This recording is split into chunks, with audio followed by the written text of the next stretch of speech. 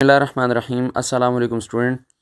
Topic 9.9 SLO based national book foundation.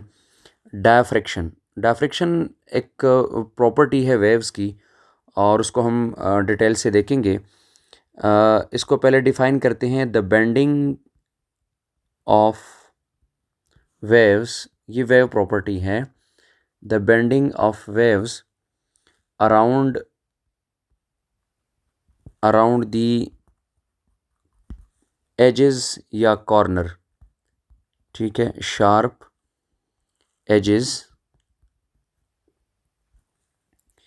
या corners, यानी light जो है वो एजेस, किसी एज से किसी कॉर्नर से लाइट जो है वो बेंड होती है ऑफ एन ऑब्स्टिकल।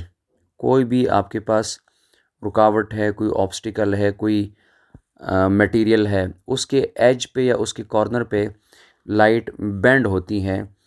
एंड उसके बाद क्या होगा? Spreading into a geometrical shape. वो लाइट उस मटेरियल की सराउंडिंग में स्प्रेड होती हैं इनटू इट्स ज्योमेट्रिकल शेप, ठीक है, geometrical shadow is called diffraction. ठीक है, ये स्टूडेंट हमारे पास एक सिंपल सी और कंप्रहेंसिव डेफिनेशन है डायफ्रैक्शन की। इसमें हमने दो चीज़ें डिस्कस की हैं। एक तो हमने ये डिस्कस की है बेंडिंग ऑफ वेव्स, ठीक है, और दूसरी बातें हैं spreading into its geometrical shadow.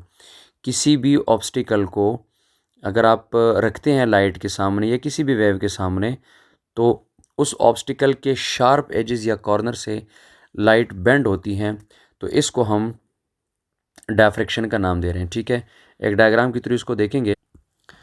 Student, इस डायग्राम में आप देखें कि यहाँ फॉर एग्जांपल कोई सोर्स ऑफ लाइट है, ठीक है, यहाँ कोई सोर्स ऑफ लाइट है, उससे प्लेन वेव्स आगे आ रही हैं, ठीक है, और ये आपके पास कोई ऑब्स्टिकल है, ये येलो कलर का, ये आपके पास कोई ऑब्स्टिकल है और उसकी ओपनिंग बीच में, ये उसकी ओपनिंग है, यहाँ से लाइट आती है। तो लाइट आपके पास ऐसे बेंड हो रही है, इसके कॉर्नर्स के अक्रॉस ये लाइट जो है वो बेंड हो रही है।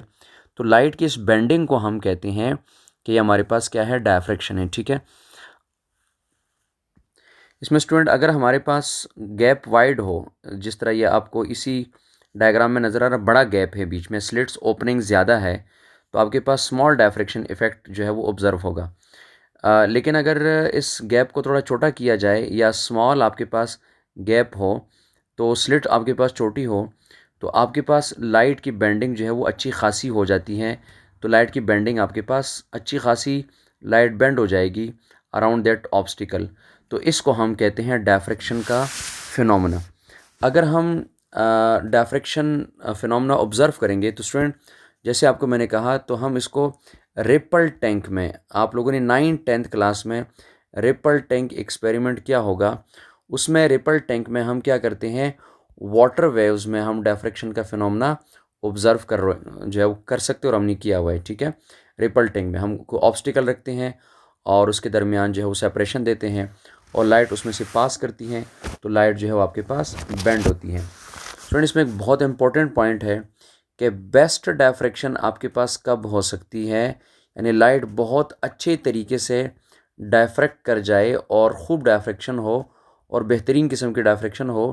तो बेस्ट डायफ्रैक्शन के लिए शर्त यह है कि आपके पास जो साइज़ ऑफ ऑब्स्टिकल है, साइज़ ऑफ ऑब्स्टिकल, ये जो ओपनिंग है, जो स्लिट है, इसकी जो साइज़ है, ठीक है, साइज़ ऑफ ऑप्टिकल, ये आपके पास कंपेरेबल हो to the wavelength of the waves. ठीक है, to the wavelength of the waves. ठीक है, तो अगर आपके पास वेवलेंथ जो वेव्स का होगा, फॉर एग्जांपल नैनोमीटर में है, पिकोमीटर में है, मिलीमीटर में है, माइक्रोमीटर में है, आपके पास वेवलेंथ लैम्डा जो भी होगा उसके साइज़ के अकॉर्डिंग, वो नैनोमीटर में, माइक्रोमीटर में, वो मिलीमीटर में, जो भी आपके पास इसके वेवलेंथ का साइज़ होगा, वो ऑब्स्टिकल या स्लिट के साइज़ के बराबर हो। ये जो आपके पास ओपनिंग है, इस ओपनिंग की इक्वल हो जाए तो हम कहते हैं जी हमारे पास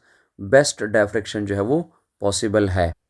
इसी तरह स्टूडेंट हम डायफ्रेक्शन ऑफ लाइट भी ऑब्ज़र्व कर सकते हैं, यानी लाइट वेव्स को भी बेंड किया जा सकता है। जैसे हमने रिपल टैंक में डिस्कस किया या रिपल टैंक की एग्जांपल ली, तो डायफ्रेक्शन ऑफ लाइट भी हम देख सकते हैं। उसमें हम क्या करेंगे, मोनोक्रोमेटिक लाइट को, मोनोक्रोमेटिक लाइट वो लाइट जो सिंगल कलर की हो, सिंगल वेवलेंथ हो, यानी रेड मोनोक्रोमेटिक है, ब्लू मोनोक्रोमेटिक है, तो मोनोक्रोमेटिक लाइट वेव को अगर हम पास कर देते हैं किसी नैरो स्लिट से, ठीक है, is passed through a narrow slit, through a narrow slit, narrow slit से पास कर देते हैं तो फिर हमारे पास डायफ्रेक्शन हो जाएगी, तो लाइट विल डायफ्रेक्ट, ठीक है, लाइट विल डायफ्रेक्ट, लाइट जो है वो डायफ्रेक्शन उसमें हो जाती है लाइट में, ठीक है। तो ये आपके पास डायफ्रेक्शन ऑफ लाइट भी पॉसिबल आपके पास हो सकता है अगर आप किसी मोनोक्रोमेटिक लाइट को जो है वो किसी नैरो स्लिट से पास कर देते हैं। एक डायग्राम के थ्रू इसको देखेंगे कि लाइट कैसी डायफ्रेक्ट होती है और उसका इफ़ेक्ट हमें कैसे शो होगा। स्टूडेंट इस डायग्राम में देखें, हमारे पास प्लेन वेव्स आ रहे हैं, ठीक है, हमारे पास ये वेव्स आ रहे हैं और ये लाइट वेव्स इस ऑब्स्टिकल में से पास होंगे, ठीक है। इस ऑब्स्टिकल में जब ये लाइट पास होती हैं तो ये आपके पास लाइट बेंड हो जाती हैं, ठीक है, ये लाइट ऐसे बेंड हो रही है और बेंड होने के बाद जब ये लाइट आपस में इंटरफेयर करती हैं तो रिज़ल्ट आपके पास कुछ इस तरीके से शो होता है। मैक्सिमम आपके पास डायफ्रेक्शन फिनोमेना में इंटेंसिटी ज़्यादा है, ठीक है, और फिर वो इंटेंसिटी आहिस्ता आहिस्ता साइड के ऊपर रिड्यूस हो जाती है। तो ये आपके पास लाइट का डायफ्रेक्शन फिनोमेना है, लाइट की बेंडिंग जो है वो अराउंड द ऑब्स्टिकल आपके पास होती हैं। तो ये आपके पास इंटरफेरेंस इफेक्ट भी शो होता है। इसमें सेंट्रल ब्राइट बैंड जो है या इसको फ्रिंजेस भी कहते हैं, उसकी इंटेंसिटी हमारे पास वाइड होती है, ज़्यादा होती है एज़ कम्पेयर टू सराउंडिंग। तो ये हमारे पास स्टूडेंट डायफ्रेक्शन ऑफ लाइट है और ये हमारे पास एक शॉर्ट क्वेश्चन के तौर पर भी आ सकता है, एक छोटा सा कंसेप्ट है। इसी के साथ हमारा वेव्स का चैप्टर कंप्लीट होता है।